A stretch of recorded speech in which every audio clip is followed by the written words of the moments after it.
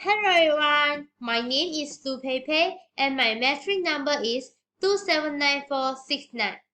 Today, I would like to discuss about sketching graph of function f(x) equal to x power of 5 minus 8x power of 3. First, we need to find about the x-intercept.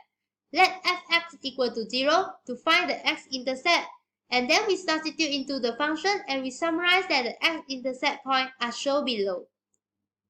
Next, we need to find about the y-intercept.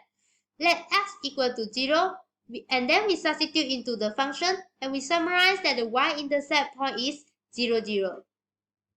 After that, we need to find about the critical point by using a first derivative function. Let f prime x equal to 0 to find the x-axis of the critical point. By finding the y-axis of the critical point, we need to substitute the x-axis of the critical point into the function and we summarize that the critical points are shown below. This is a local maximum point and this is a local minimum point. This can be proved by using second derivative.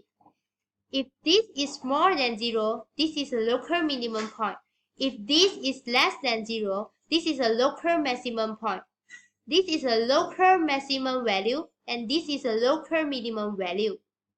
After that, for this first phase, I use negative 2.5 to substitute into the first derivative function and I find that the answer is more than 0, which show positive gradient increasing. For the second phase, I use negative 1 to substitute into it and I find that the answer is negative 19, which show less than 0 and it is negative gradient decreasing. For the third phase, I use 1 to substitute into it and I find that the answer is less than 0, which show negative gradient decreasing. For the fourth phase, I use 2.5 to substitute into it and I find that the answer is more than 0, which is positive gradient increasing. These two phases show internal of decreasing, while these two phases show internal of increasing. After that, we need to find about the inflection point by using a second derivative function. Let it equal to 0 to find the x-axis of the inflection point. By finding the y-axis of the inflection point, we need to substitute the x-axis of the inflection point into the function, and we summarize that the inflection points are shown below. Next, for the first phase, I use negative 2.5 to substitute into the second derivative function, and I find that the answer is negative sign, which show decreasing concave down. While for the second phase, I use negative 2 to substitute into it, and I find that the answer have negative sign, which show decreasing concave down.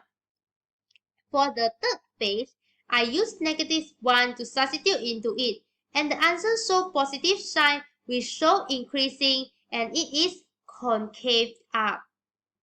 For the fourth phase, I use 1 to substitute into it, and I find that the answer have negative sign, which show decreasing and it is concave down.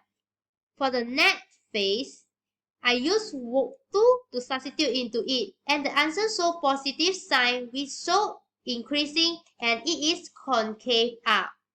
For the last phase, I use 2.5 to substitute into it, and the answer show positive sign, which show increasing and it is concave up. Okay, with the above information that I find, first we need to label all the points into the graph and then join through it. First is concave down, concave down, concave up, concave down, concave up. Okay, therefore, for this function, the graph can be sketched like this. Okay, that's all for today. Thank you, everyone.